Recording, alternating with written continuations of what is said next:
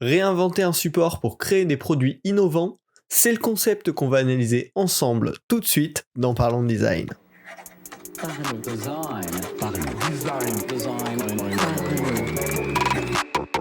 Parlons Design saison 4 est sponsorisé par The Kakatoes Theory, le site des product designers. Salut, c'est Romain Pinchenat du podcast Parlons Design. Aujourd'hui, on va discuter de comment on peut hacker Figma pour innover ou hacker en fait plein d'autres types de supports pour innover et créer des produits qui résolvent des problèmes de manière originale, mais surtout de manière intéressante. Alors, souvent, bien évidemment, réinventer la roue, c'est overkill, c'est inutile, c'est un coût en temps trop important par rapport à ce que ça va apporter, mais des fois, quand un modèle est surexploité, notamment, quand quelque chose a déjà été fait des milliers de fois, ça vaut le coup de remettre ce modèle établi en question pour se dire, en fait, on a tellement l'habitude tout le temps de faire ça, parce que ça vient de l'historique, des premières choses qui ont été faites, des premières choses qui ont été répétées, mais finalement, est-ce qu'aujourd'hui, avec l'évolution des besoins, avec l'évolution des possibilités, on peut pas faire différent, mais mieux, surtout mieux, bien évidemment. Et ce podcast, il m'a été inspiré par une petite étude de cas là, vachement intéressante que j'ai trouvée sur Medium. On va s'appuyer dessus pour cet épisode de cas, pour cet épisode de Parlons Design.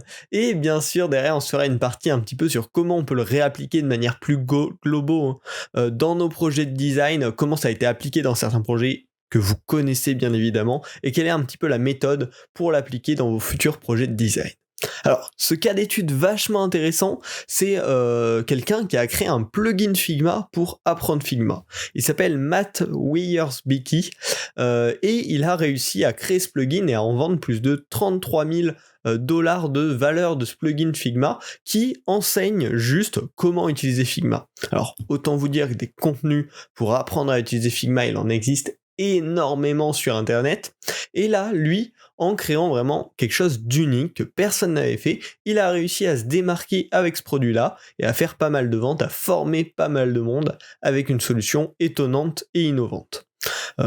Tout simplement, un plugin Figma pour apprendre Figma étape par étape. Ça paraît hyper cohérent finalement, bien sûr, quand on en parle, mais c'est un moyen un petit peu détourné, c'est un moyen peu habituel. 99% des cours qu'on va trouver sur internet, c'est de la vidéo ou des articles écrits. Et là, Matt, il a créé vraiment une solution unique. Comment il a fait pour imaginer, créer, développer cette solution? C'est expliqué dans son article un petit peu plus complet, mais je vais vous le résumer très rapidement ici. Premièrement, il avait une problématique. Il voulait partager sa connaissance de Figma, créer un produit autour de ça, mais il a vu qu'il y avait énormément de cours qui existaient déjà, et il voulait pas refaire la même chose que tout le monde. Ça avait assez peu d'intérêt. Il allait avoir une valeur ajoutée hyper faible là-dessus. Du coup, il a commencé à rechercher une nouvelle idée et à tester qu'est-ce que ça donne, est-ce que ça va intéresser les gens, est-ce que ça peut leur plaire, est-ce que c'est possible également.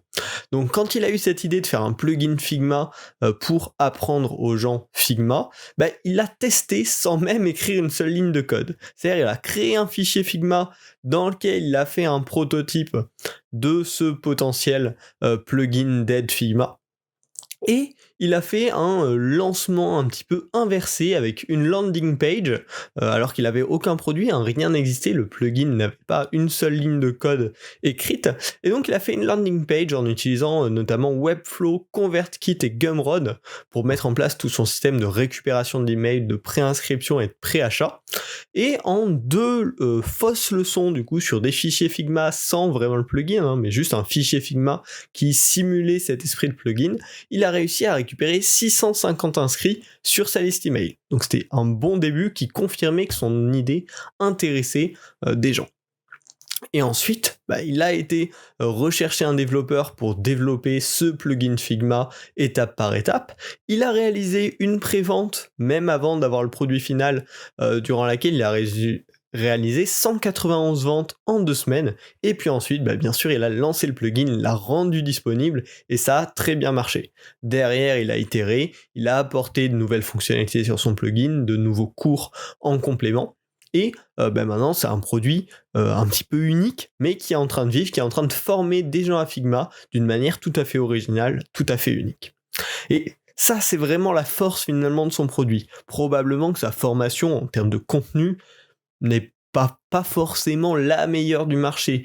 Il y a tellement de formations qui existent qu'il y en a forcément qui sont au moins aussi bonnes, voire meilleures. Mais là, il a une solution unique en termes d'expérience utilisateur. On est 100% dans le même logiciel. C'est une solution qui se démarque. Quand quelqu'un va essayer de chercher des solutions pour apprendre Figma, bah forcément ça va vachement attirer son attention, et derrière ça a permis à Matt d'avoir des résultats assez exceptionnels pour quelqu'un qui sort des cours sur Figma, parce qu'il y en a tellement, c'est très dur de se démarquer au milieu de toute cette concurrence. Donc en fait, avec cette façon de penser, de se dire en fait tout le monde fait ça, faut qu'on trouve une autre manière, faut qu'on trouve une manière plus intéressante, une manière qui va attirer la curiosité des gens, il a créé un produit unique qui donne de très bons résultats et qui attire beaucoup de public. Et en fait, cette mentalité de créer des solutions uniques, de réinventer les supports, de réinventer les formats, elle a déjà marché de plein de façons différentes. Je vous ai pris quelques petits exemples là, sur l'utilisation des outils. En fait, on le fait beaucoup, je pense, dans nos quotidiens, surtout les designers, les développeurs qui ont un peu cette facilité là-dessus. Mais par exemple, il y a des entreprises qui utilisent Discord pour héberger leurs discussions d'entreprise. Discord, à la base, c'est plutôt pour le jeu vidéo, mais il y a plein de fonctionnalités qui marchent tellement bien, qui sont tellement agréables dans un côté communautaire qui peut très bien s'appliquer à l'entreprise, que on va pouvoir hacker Discord pour en faire un réseau d'entreprise hyper sympa, hyper pratique. C'est un petit peu le début de cette mentalité. Comme les gens qui utilisent des enregistrements vidéo pour communiquer en interne de manière asynchrone, au lieu de faire plein de réunions. Ou encore le plugin Lottie. Lottie, vous connaissez sûrement, et je vous en ai parlé plusieurs fois dans ce podcast, c'est une solution qui permet de transformer nos créations After Effects en fichiers lisibles sur le web, mais également sur mobile et sur tout type d'application, hyper simplement par les développeurs et de manière optimisée. Et en fait, Lottie, ils ont juste hacké After Effects pour transformer un outil de création vidéo en outil de conception d'animation multiplateforme. Donc en fait, il y a énormément de façons d'hacker des plateformes et qu'on fait de manière hyper régulière.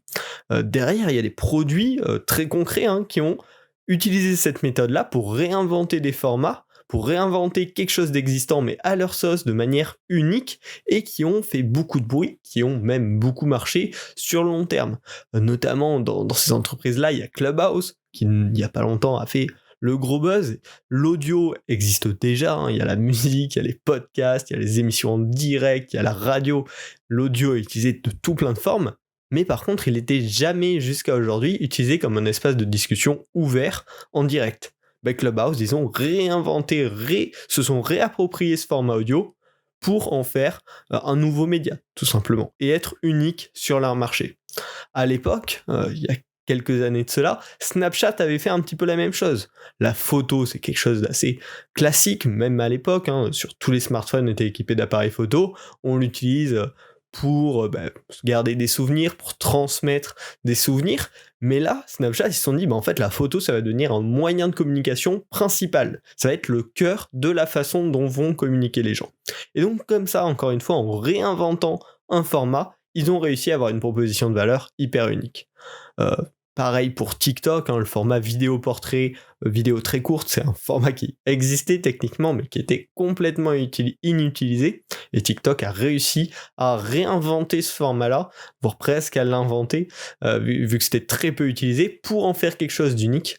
Ou encore Cooper, qui propose des résumés de livres audio. Mais là pareil, on avait des résumés de livres écrits qui existaient, on avait des livres audio qui existaient, Cooper ils se sont dit on va faire les résumés de livres audio, et c'est une proposition de valeur unique. Donc en fait, tout le monde est capable d'utiliser ce mix and match de formats, de réajustement, pour proposer en fait des nouveaux points de vue, une nouvelle façon d'aborder les choses, une nouvelle façon de créer des produits, de créer des concepts en se détachant de tout ce qui existe déjà, de tous les formats qui existent déjà, dans la façon dont ils sont utilisés à jour, et on peut faire des choses assez folles, assez intéressantes en tout cas, et qui vont toujours éveiller la curiosité des futurs utilisateurs.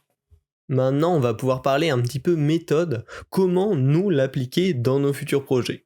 Alors, quand je dis projet, en fait, c'est n'importe quelle problématique. Dès qu'il y a un problème et qu'il faut y répondre, on peut considérer ça, on va dire, comme un projet. Et du coup, cette méthode peut absolument s'y appliquer. Ce que je vous propose, c'est un petit process avec quelques étapes pour essayer de sortir des sentiers battus et de ce qui se fait déjà et essayer de trouver des moyens innovants.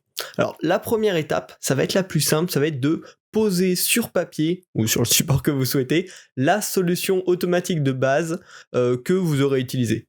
Par exemple, on reprend notre exemple du jour, Matt qui a créé son plugin Figma pour apprendre Figma, au début il a pu se dire, ok, en fait, le cours vidéo, c'est ce que j'aurais fait par défaut, on le pose là, on sait que la solution automatique de base, c'est faire un cours vidéo pour enseigner aux gens comment utiliser Figma.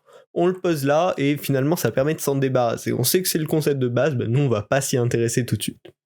Ensuite, on va en déterminer les inconvénients de cette solution de base. Si on veut trouver une solution mieux, il va falloir comprendre sur quel point on peut avoir un avantage compétitif. Donc, sur le cas d'un cours vidéo, on va se dire, en fait, par exemple, c'est difficile de suivre la vitesse du cours en vidéo, parce que souvent, ça va soit trop vite, soit trop lentement, mais c'est jamais au bon rythme.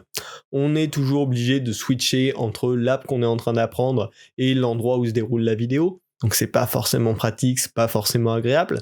Et voilà, on peut comme ça étaler toute la liste des inconvénients de la solution actuelle de base que tout le monde utilise.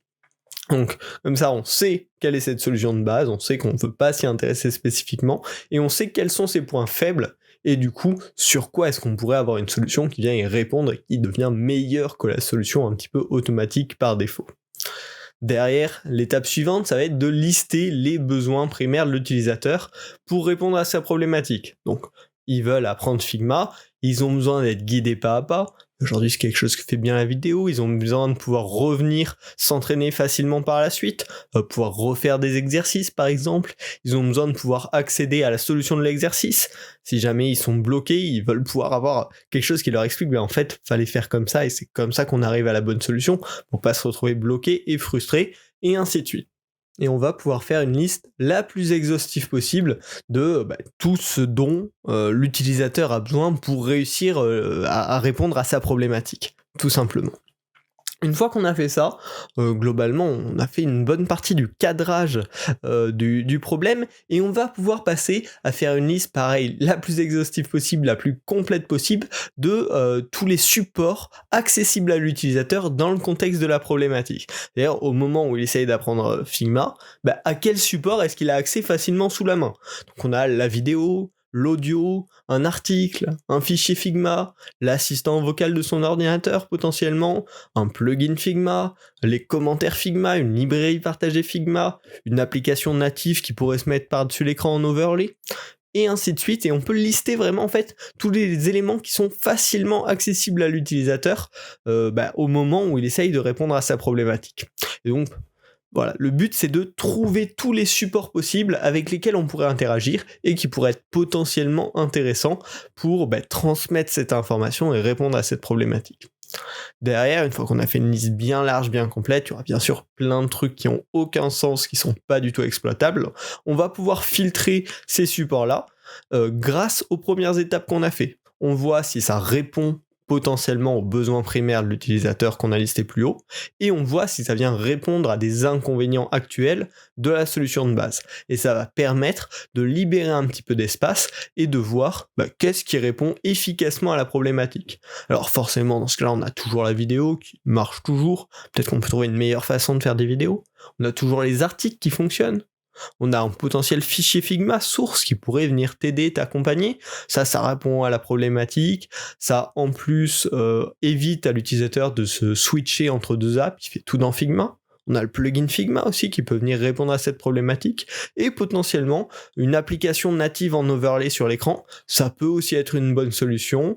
Ça permet de suivre la vitesse du cours comme il faut. Ça évite d'avoir à switcher entre deux apps. Voilà. On sait que tous ces supports peuvent répondre à la problématique, voire apportent du mieux que la solution standard par défaut actuelle, qui est la vidéo. Et une fois qu'on a ces supports potentiellement porteurs, on va pouvoir aller explorer les différentes solutions, bien prendre en compte les contraintes du projet. Là, par exemple, l'application native aurait peut-être été un peu mieux que le plugin Figma, mais probablement, dans le cas de Matt, il avait un budget limité sur l'application, enfin sur le développement de cette potentielle application. Il avait aussi l'envie de tout faire dans une app native sans avoir à rajouter de contenu. Et du coup, il a tendu vers cette solution du plugin Figma. En tout cas, avec cette méthode, ça vous permet vraiment de baliser l'état actuel des choses, d'imaginer de manière très large tous les potentiels supports qui pourraient aider à répondre à cette problématique, et ensuite d'explorer de manière plus concrète les différents supports qui paraissent porteurs pour trouver une solution potentiellement innovante. C'est une méthode qui permet vraiment de s'ouvrir l'esprit pour une exploration du design un petit peu plus complète, un petit peu plus large et moins fermée par des œillères qu'on a tendance à avoir. Donc je trouve ça vachement intéressant. On avait également, il n'y a pas très longtemps, parlé de Around, qui est une app que j'adore pour faire de la visio, qui a justement, il n'a pas réinventé un médium en tant que tel, mais il a vraiment réinventé la façon dont est affichée la visio, la façon avec laquelle on interagit avec la visio en utilisant des méthodes similaires et en sortant du cadre de l'existant actuel. Alors, c'est clair, parfois c'est pas du tout nécessaire de réinventer la roue, mais des fois, faut prendre le temps de sortir un petit peu de ce dont on a l'habitude et de se dire en fait, si aujourd'hui il n'y avait rien, qu'est-ce qu'on pourrait faire de mieux? Comment on l'inventerait si on repartait de zéro aujourd'hui? C'est un bel exercice qui permet bien d'ouvrir ses perspectives et d'avoir une vision un petit peu plus large, un petit peu plus étendue. Je vous conseille de faire ces exercices-là pour vos prochains projets où ça peut correspondre. Si cet épisode vous a plu et que cette petite histoire, ces petits conseils également vous ont intéressé, je vous invite à vous abonner à Partage en Design. Partage en Design, c'est un lieu où je vous partage les meilleurs contenus de design, bien sûr, sur lesquels je tombe, dont par exemple l'article de Matt, dans lequel il parlait de la création de son plugin Figma. Vous pouvez retrouver vraiment plein de contenus de la veille que je trouve en tout cas personnellement qualitative et qui devrait donc probablement vous plaire. C'est dispo dans Feedly si vous utilisez Feedly, le meilleur outil pour faire sa veille, hein. C'est pas du tout sponsorisé mais c'est vraiment un outil génial, ou vous pouvez vous y abonner sous format newsletter par exemple, donc le lien est dans la description pour que vous puissiez suivre tout ça. J'espère que ça vous a plu, on se retrouve la semaine prochaine pour un nouvel épisode du podcast Parlons Design. Salut!